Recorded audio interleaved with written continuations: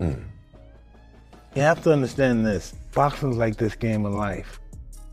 I got beaten by Buster, right? Is this the end of influencer boxing? Does Jake continue? You know, he's got I guess, looks like a seemingly bad injury. Both sides of his jaw broken. That's why when he fought Anthony Joshua, I scoffed at it. I talked a little bit of because of the lunacy. And I said, someone's going to end up dead. Someone can die. All right, so get this. 13 professional boxers actually die every single year from injuries in the ring, which is absolutely sobering when you stop and think about it. Mike Tyson had an incredibly strong reaction after watching Jake Paul get knocked out by Anthony Joshua. And I'm talking a serious, no-nonsense warning here. Tyson came out and basically told Jake that he needs to step away from boxing right now, emphasizing that Jake is literally putting his life in danger by continuing to face these elite-level fighters. And Mike's not being dramatic here. He's seen the sport from every angle possible. He stresses that boxing is completely unforgiving, like there's zero room for error when you're in there with world-class opponents. He genuinely believes it's only a matter of time before Jake gets badly hurt if he doesn't retire and stop chasing these incredibly high-risk matchups. Tyson's not saying this to be mean or dismissive. He's saying it because he understands the brutal reality of what happens when mismatches occur. After Jake's injury, you have this issue now where he's got to recover, and honestly, coming from broken two sides of broken jaw is even worse because you to test it out. It's, you're not just chewing food or talking. Your jaw has to heal enough to take impact, to spar, to be able to actually box and not just everyday life's usage of your jaw. Like I said, to just chew and talk. So I don't know. That's why I was thinking, like, is this going to be the end of Jake, or because even if he comes back as a boxer, it'll probably could take a year, to be honest. Does he focus on his promotional company? I was thinking, the promotional company is probably one thing that I could always ride with. I never had criticism for it. Jake's promotional company, MVP. I think he's doing a lot of good things with his fighters, taking care of them, which is personally what I like. If fighters earn their money, and they should be compensated for it the right way, and a lot of promoters don't do that. But Jake has signed a lot of good fighters and compensates them very well, giving them opportunities and so on. So especially the women, but not just the women. Buddy of mine, Lucas Body's also signed with MVP. He's done well over there. So he's.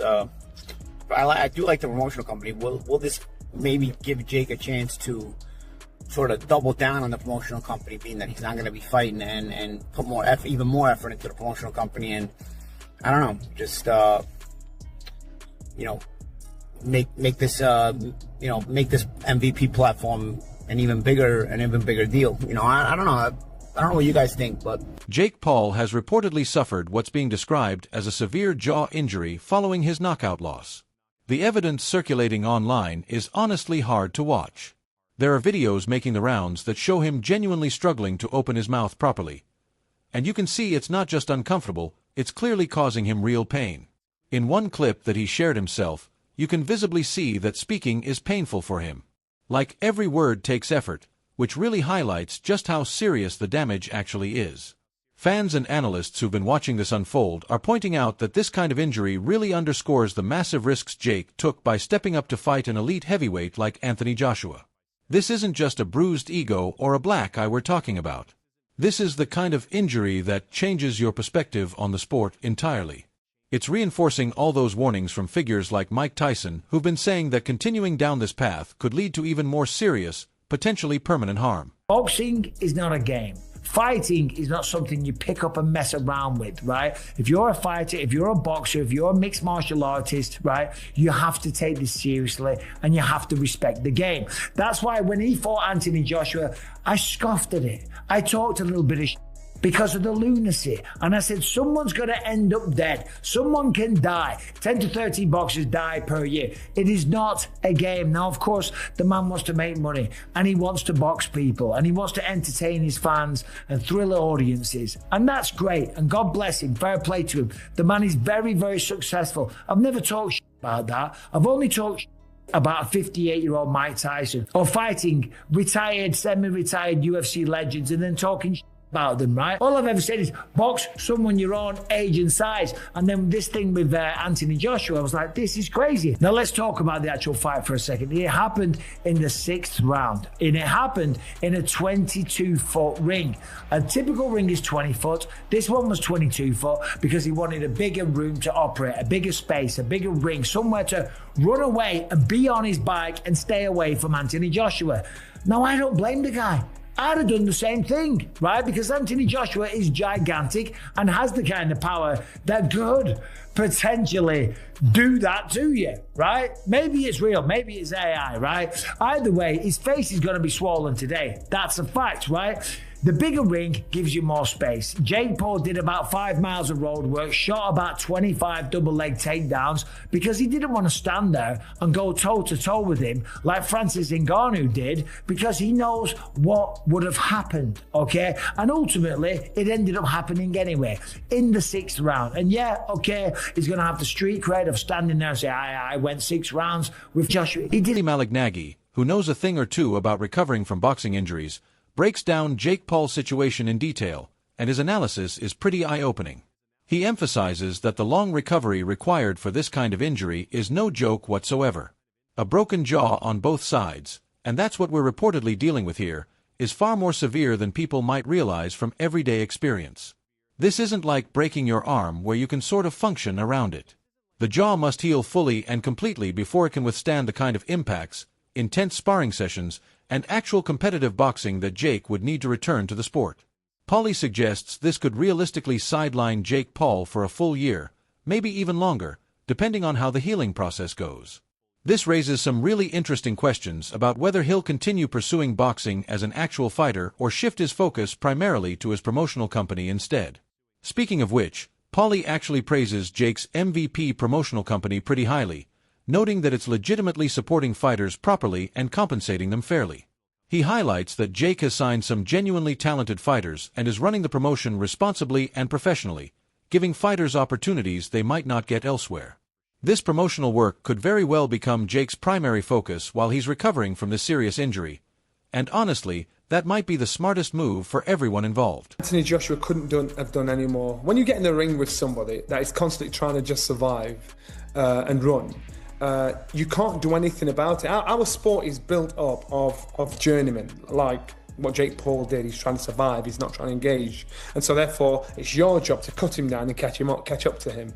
I think Anthony Joshua it was basically open to a lot of criticism because this guy didn't come to engage. If he came to engage, then it would have been a completely different story. And I understand the frustration of the general public when they're saying they should knock him out in 1 to 2 rounds. I get that, because Jake Paul is being brilliant at annoying and getting under the skin of everybody, which you really, in our sport, if you can evoke emotion from the fans, you're doing a great job. So what Jake Paul did was got in the ring. I think he realised the task in hand when he stood there in that 22-foot ring. He sees an Adonis of a fighter, former world champion, Anthony Joshua in another corner, and that's when reality hit fiction. Everything he had in his head, everything he thought that he could possibly do, had disappeared, slipped out of the ring with the cornermen, slipped out of the ring, and he thought, wow, this is for real. And even a little jab that just gently missed him, you could see him thinking, what is this about? So it was a case of survival. And to me, I didn't want Anthony Joshua to knock him out, if I'm honest with you. I thought, you've got to make this kid have a reality check. And that's what he actually did, because Jake Paul himself said, I was shattered. You know, this guy, everything I thought I could do, I couldn't do. Boxing looks so easy on the TV. Boxing looks so, matter of fact, no big deal, until you get punched and then reality kicks in. And Jake Paul, he has done a brilliant job of promoting himself, promoting this fight, promoting the evoking human emotion.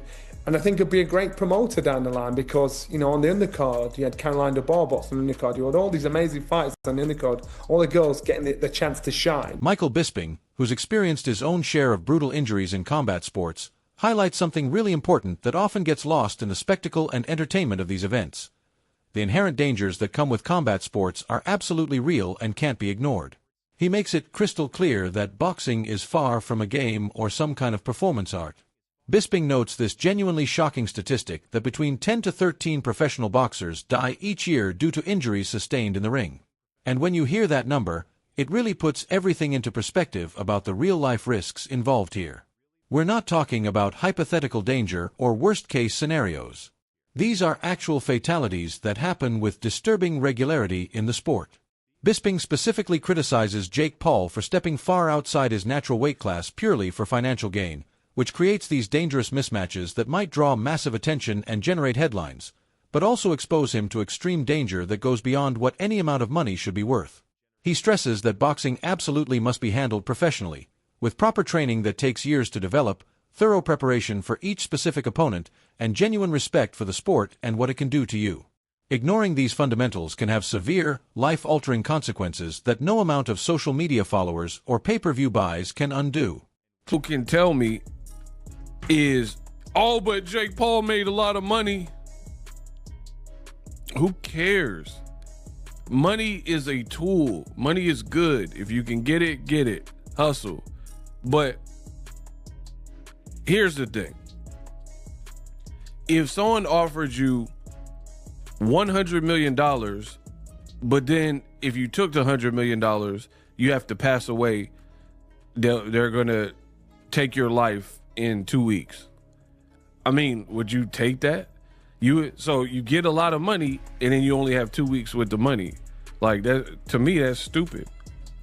So money is cool, but there's billionaires and millionaires that have lost their life. I'm sure they had terminal illnesses or whatnot. I'm sure they would give up a lot of their wealth or large portions of their wealth for their health. That's why people say health is wealth. So I'm not impressed by money.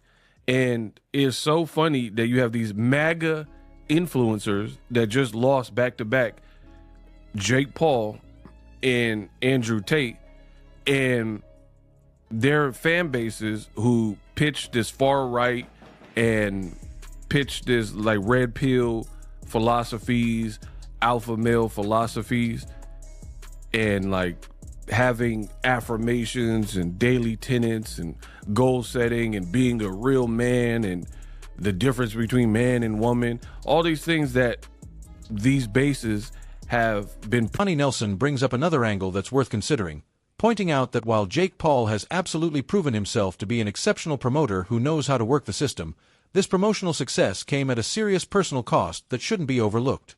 Nelson genuinely praises Jake's ability to engage massive audiences and make headlines in ways that even veteran fighters struggle to achieve. The guy understands modern media and attention in a way that's honestly impressive from a business standpoint. But here's where Nelson's perspective gets important. He emphasizes that putting one's actual life on the line for entertainment value is not something that should be commended or celebrated, no matter how much money it generates. Nelson frames Jake's recent loss to Anthony Joshua as a major reality check, not just for Jake himself, but for all the aspiring fighters and influencers out there who might be watching and thinking they can do the same thing.